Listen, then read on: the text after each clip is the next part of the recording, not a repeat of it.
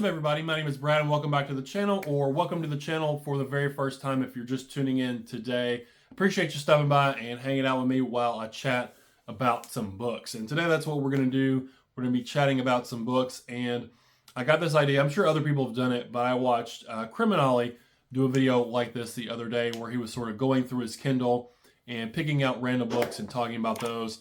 And I thought that would be a fun idea because I am very bad about getting books on Kindle and then completely forgetting that I have them, completely forgetting that they exist. They sort of get lost in the void. So that's what we're going to do today, talk about the books from the void off of my Kindle. And if you happen to notice the picture quality is maybe a bit better, it's because I'm filming with my wife's phone today. I commandeered her phone for this video so I can actually go through my Kindle app on my phone because I have a Kindle Paperwhite, which I love reading off of. But it's very slow and you can't really scroll around through there, and loading up books takes a bit. So I didn't want to sit here forever. So I commandeered my wife's phone to film the video today. And she's got, I don't know, Galaxy S23, something like that. I don't know what it is, but it's a newer version than mine. I think this is the S10. It's sufficient, but not as fancy as hers. I'm looking at it now. She's got like 5 cameras on the back. Anyway, that's all beside the point. We're going to be scrolling through Kindle and picking random books and just talking about them. Because like I said, most of these I probably don't even remember that I have on Kindle. I don't know how many books I have total, a couple hundreds or so, don't know, but let's get into it, okay? We'll do, I don't know, 5, 10, we'll see how long the video goes. So I've got Kindle put up and we'll just kind of scroll through and we'll pick out a random book. First up is The Last Night in the Damned House. And this is by Elford Alley, and this looks like it's a collection. Last Night in the Damned House and Other Ghost Stories. I have not read this one. It looks like it's a collection. 3 generations are drawn to a haunted farmhouse with a terrifying secret.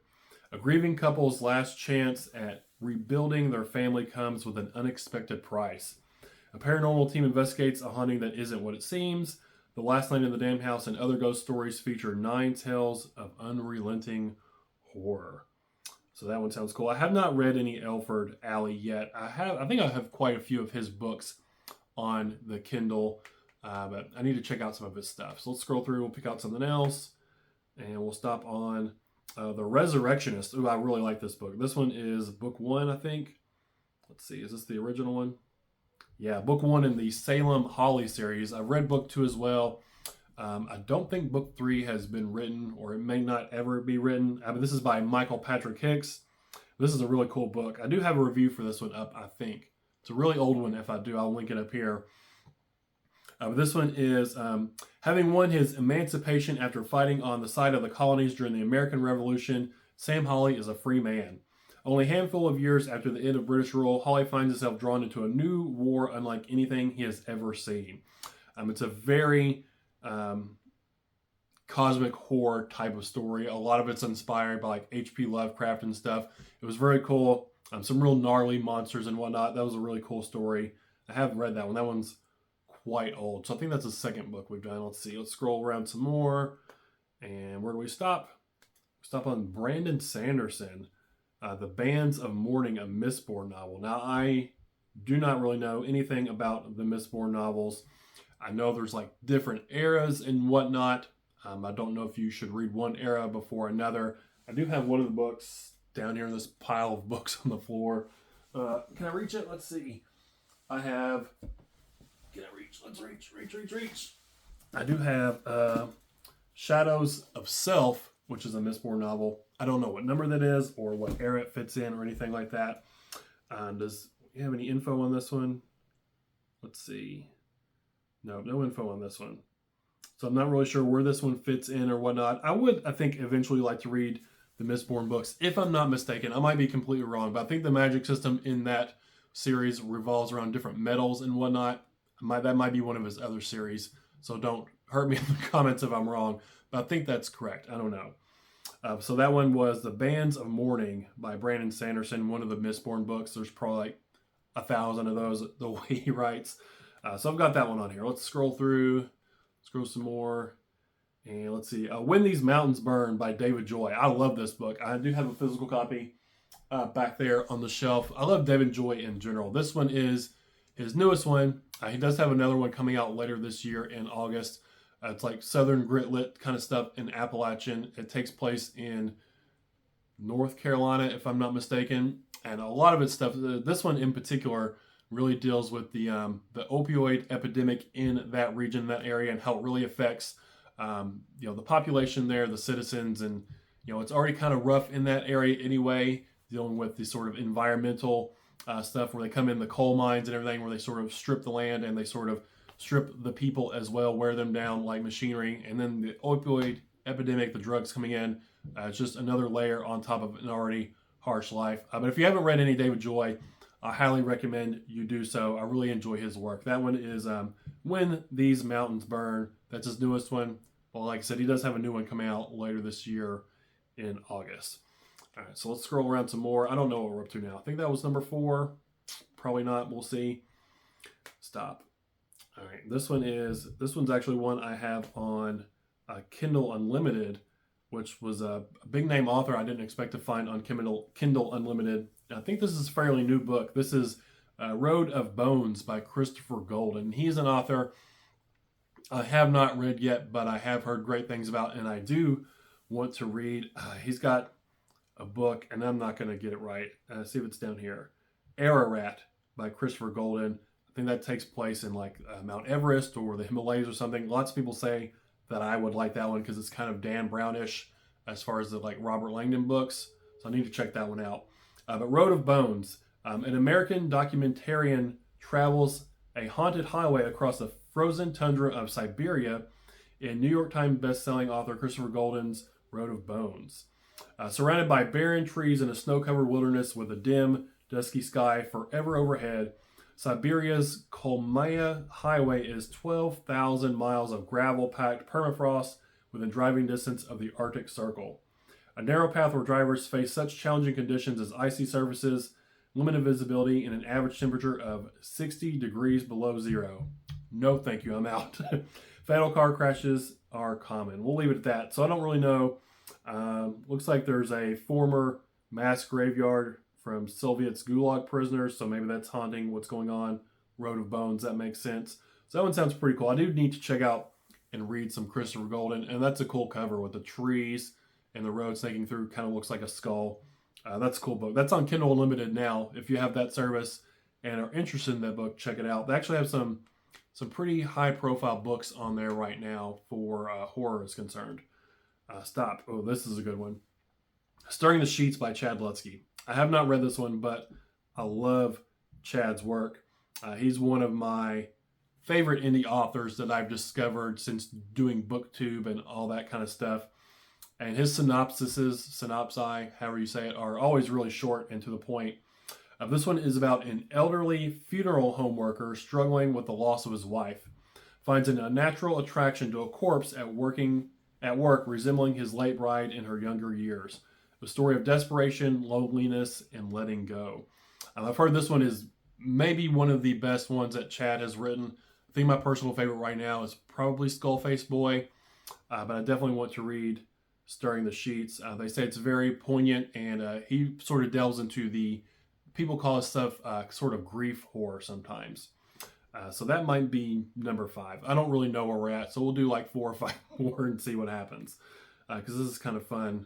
Some of these I didn't remember I even had on here. All right, so let's see. What's this one? This is a mouthful of a title. So usually Eric LaRocca has long title names, but I think Douglas Hackle has him beat on this one. So the title for this one is Winona Ryder still with the dude from Soul Asylum and other lurid tales of terror and doom? So this is a short story collection. And Douglas Hackle, he sort of writes absurd horror, just this wild, crazy, kind of hilarious kind of horror. I've got a book of his back there called Terror Mannequin, which is just quite hilarious.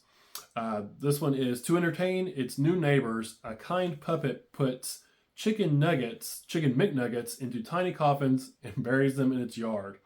A famous pest control man is disguised with the in the air tonight disease, an incurable sickness that slowly turns its sufferers into the rapist referenced in Phil Collins' hit song "In the Air Tonight." This just sounds absolutely ridiculous and absurd, like all of Douglas Hackle's stuff is.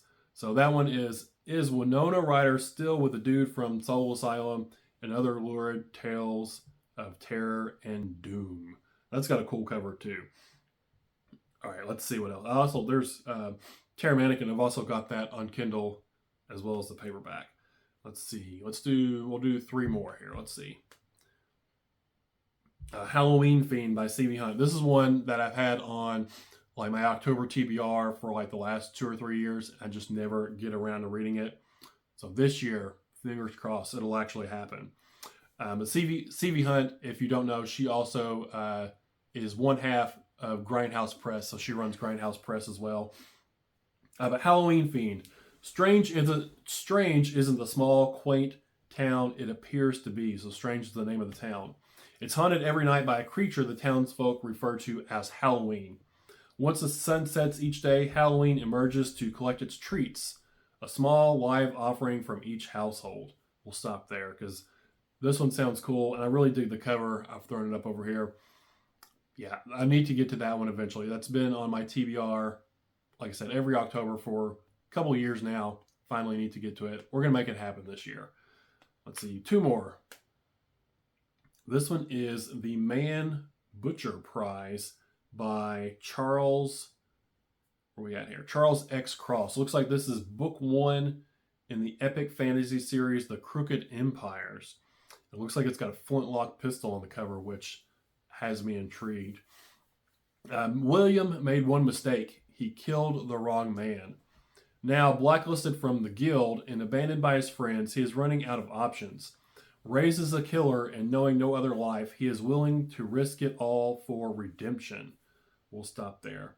So yeah, this does look like it is sort of flintlock pistol type of fantasy. I don't know if there's a better name for that. I'm not as well versed in fantasy as I used to be. But that's the Man Butcher Prize. Where'd we go here? Crooked Empires, book 1. I'm curious if book 2 is maybe already out. That's by, was it Charles Cross? Yeah, Charles X. Cross. This is book 2, 1 of 2. Is there? No, it's not going to be a click. We'll find out later if there's another book in this. It looks like it takes place in the 1600s. So yeah, that's definitely Flintlock era. All right, I think we got 2 more. Maybe. Maybe I'm wrong. And stop. No, that was Road of Bones again. Let's scroll again. All right, this is a good one. The Forgotten Island. I haven't read hardly any of these, so this is good. Let me remember that these are on here. This is The Forgotten Island by David Sodergren. I really need to check out his work too. I think he writes a lot of sort of horror slasher books, and I think this one might be one of his most popular. When Anna Logan agrees to go on holiday to Thailand with her estranged sister Rachel, she hopes it will be a way for them to reconnect after years of drifting apart. But now, stranded on a seemingly deserted island paradise with no radio and no food, reconciliation becomes a desperate fight for survival. We'll skip ahead. Something is watching them from the trees. Something ancient, something evil. So yeah, I really want to check out some of David Sodergren's stuff. He's got a few other slasher type of books in there. So I think I said I'd do 2 more before that one. So we'll pick out 1 more and we'll call it a day. And lucky number is this one, The Final Reconciliation by Todd Keisling. Now, this one does take place, or it doesn't take place, but it is slightly connected to Devil's Creek. I think the same band from Devil's Creek that's mentioned in there, the Yellow Kings, I believe is the band's name, is the main band from this book, and they're from the hometown from where Devil's Creek takes place, if any of that rambliness made sense. 30 years ago, a progressive rock band called the Yellow Kings began recording what would become their first and final album. Titled The Final Reconciliation, the album was expected to usher in a new renaissance of heavy metal, but it was shelved following a tragic concert that left all but one dead. And that is The Final Reconciliation by Todd Keisling. So that was a pretty good list. We'll stop there, because I think only out of all those, I have only read 1, maybe 2 if I remember. And like I said, I don't remember any of these hardly being on my Kindle. I'm really bad about that. It's out of sight, out of mind. I do have a book here. I don't have a physical book to hold up or see on the shelf or in the piles on the floor. So they go into the void of the Kindle and they kind of get lost and forgotten. I've bought books for Kindle before and then gone out and bought a physical copy, which that's okay. I would prefer to have a physical copy. I'm really bad about forgetting that I have books on here sometimes. So definitely need to do better about reading books and remembering what books I have on my Kindle. But that's it. That's been 8, 9, 10-ish or so books. I didn't do a good job of keeping count. Books from the void that are lurking in the darkness on my Kindle. If you've read any of those, let me know what you thought about them down in the comments below. And also, do you get books on Kindle and then just kind of forget that they exist? But anyway, if you enjoyed the video, consider liking the video, subscribing. It'll help the channel out a great deal. But I hope you enjoyed your time with me today. Again, my name is Brad, and I'll talk to y'all later. Bye.